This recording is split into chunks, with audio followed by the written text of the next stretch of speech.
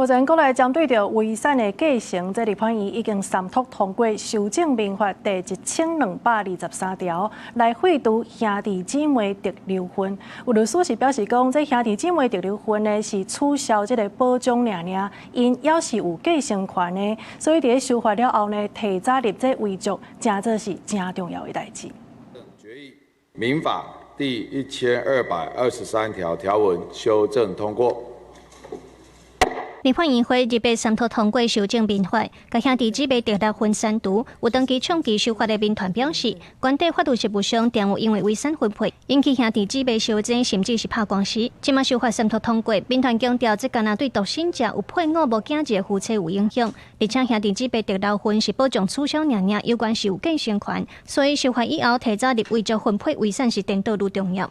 沒有子女的單身族或者是頂客族，他們沒有留下遺囑的情況之下，那這些人的兄弟姐妹，他們繼承權是不受任何影響的。假設說他自願還是希望留些財產給他兄弟姐妹，這部分當然就沒有問題。但是假設說他的心意並不是這樣的話，他可以重新再立一份遺囑。民團嘛提醒民眾，新法袂當對所應過的舊例，若帶做伙的伴侶、契爸母抑個契囝兒有關不是法定繼承人，嘛有登記關注、寫作關注這項議題，作家兼證媒體人表示，過去採訪真濟個案，定有遺產分配造成家庭對立的問題，伊肯定這屆修法，通避免侵害遺囑自由甲財產主題。其中一個人離開，另外一個人就變成這個社會法律上的一個